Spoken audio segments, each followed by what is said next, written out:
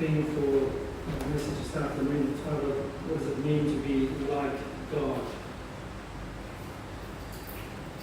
What does it mean that we are actually now like God in the light of the fall of Adam and Eve? In Genesis chapter 3 verse 6 says, when the woman saw that the fruit of the tree was good for food and pleasing to the eye, and also desirable for gaining wisdom, she took some and ate it. She also gave some to her husband, who was with her, and he ate it. The last couple of Sundays in Maluba, we've been looking at the serpent's method of trying to make Adam and Eve fall into temptations. And so there are two things that the serpent did to try and make Adam and Eve fall. Firstly, the serpent tried to create doubt in the minds of Adam and Eve regarding God's word by saying to Adam and Eve, did God really say not to eat of that tree? Eve passed this first test by responding to the serpent, yes, I heard correctly. God did say not to eat of that tree. Secondly, but then the serpent comes back straight away by saying, but why did God say don't eat? And here the serpent openly attacks God by saying something to the effect that God is a liar. You will not surely die when you eat. For God knows that when you eat from it, your eyes will be opened and you will be like God, knowing good and evil. And so at this point, the serpent kind of goes into the background, and the woman now looks at the fruit. She looks at the fruit of the tree, and when she looked at the fruit, she saw three things. Firstly, it looked good for food. Secondly, it was pleasing to her eyes. And thirdly, it was desirable for gaining wisdom, which is the temptation the serpent put in her mind. It looked good for food, it was pleasing to the eye, and it was desirable for gaining new knowledge or new information about God and about life. And the Bible tells us that after considering these three things, she took some and she ate it. But not only that, she also gave some to her husband who was with her, and he ate it. And at that point, everything begins to go downhill. This act of eating the fruit, when God clearly said, don't eat, as one author puts it, is both inconceivable and finally inexcusable in God's creation. This act of eating the fruit, when God said no, don't touch, don't eat, is both inconceivable and finally inexcusable in God's perfect creation. It is inconceivable because everything that God had created for Adam and Eve was very good. Not just good, but Genesis 1:31 says it was very good. It is inconceivable because the decision to break the commandment of God in a perfect world where everything is very good is just an illogical decision. It just doesn't make sense to go against what is already perfect in God's situation. Noting that at this stage there was no evil in the world. So why make such an illogical decision to disobey God? This is why I say the decision to eat is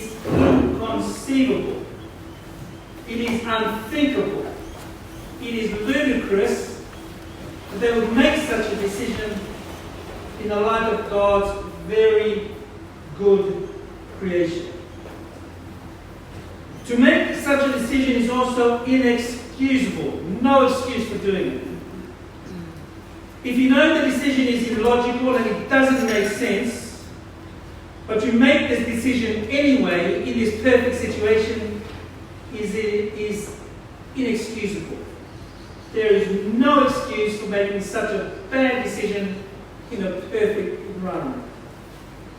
The decision then to eat the fruit, going against God's good and perfect creation, cannot simply be described as a mere moral lapse. It cannot be described as just an accident, such as, oops, sorry God, I accidentally ate the fruit. Sorry about it.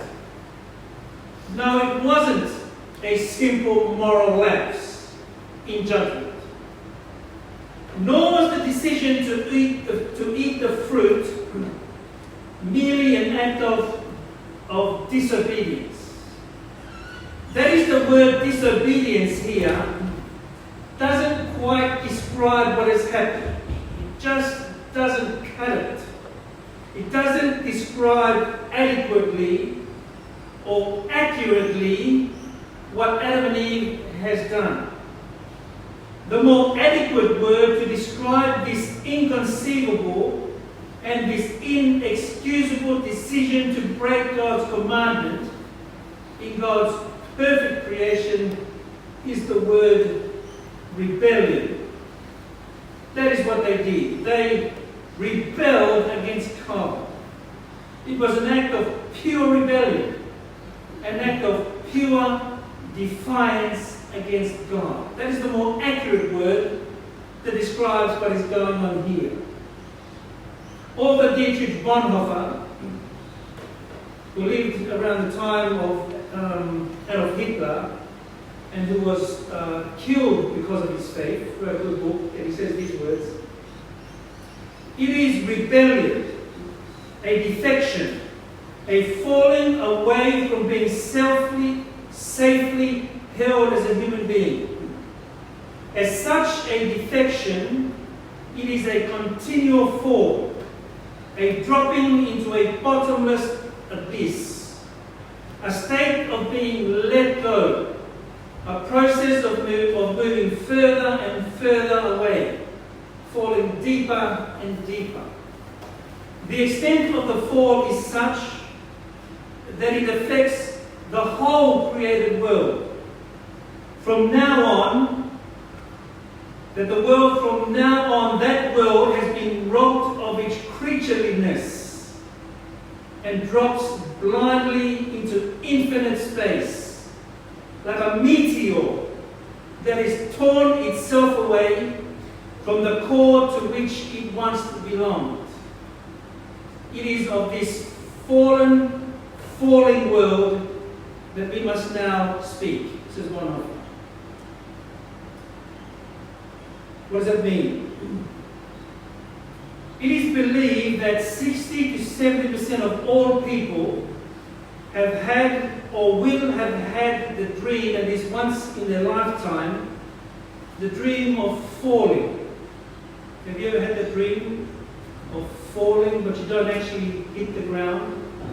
Statistics show that about 60 to 70% of people will have this dream at least once in their life. This experience of falling in our sleep in many ways highlights the situation that we find ourselves in as human beings in the light of the fall. That is, in the light of our rebellion and our defiance against God's clear word, we are now in a continual state of falling, of dropping into a bottomless pit. We are now in a state of feeling that we've been let go, and we feel like we're moving further and further away and deeper into a bottomless pit. Unlike our dreams, we don't actually hit the ground. But the reality is, in life, we will and we do now hit the ground. because of the fall, death now enters into the world. So in a paradoxical way, from the moment we are born, we begin moving towards death. The moment we are born, we're kind of falling and moving, not towards life as such, but towards death. This is what it means to be in a falling world. We are always moving towards death. And there is nothing that we can do about it. Absolutely nothing. Death is inevitable. It cannot be arrested by us as human beings, regardless of how hard we try. And this is the result of the fall, of disobeying God's clear word. We are now in a constant state of falling until we die. What does it mean to be like God? The serpent said to Eve and Adam that they will not die should they eat. Instead, they will be like God, knowing good and evil. The serpent, of course, is wrong in that death does enter into the world. But the serpent is right in that Adam and Eve do actually become like God. So what does it mean that they have become like God? In the first place, what happens is that human beings destroy what it means to be truly a human being with limited freedom. To be human is to have limited freedoms. To be like God means that Adam and Eve rebel against the limit that God has placed on them as human beings. And now they begin to live an unrestricted life. They live a life of total freedom, not bound or tied to any prohibitions or any rules or any regulations.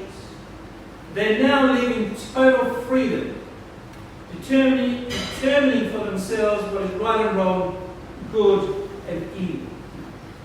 To be like God means that human beings now are forever living out of its own resources.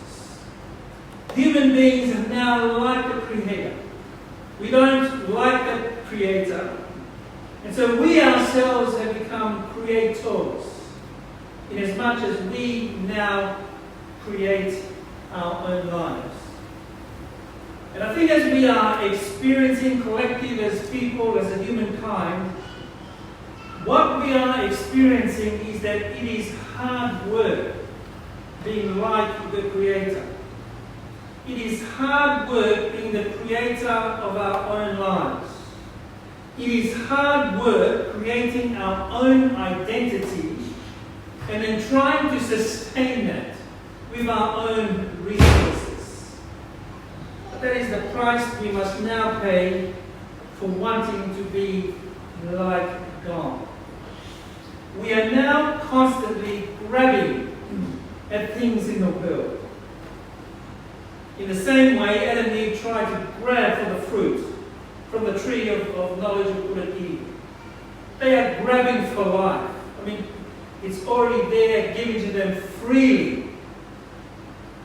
Now they think that they have to grab at it for themselves as a source of their own life. But regardless of how hard they try, regardless of how many things they grab at in the world, they are never truly satisfied. Jesus said in our New Testament reading that we heard, John chapter 14, verse 13, everyone who drinks this water, referring to the things of the world, anyone who drinks this water will be thirsty again. You're not going to be satisfied, Jesus says. The first Adam has put in us because of sin.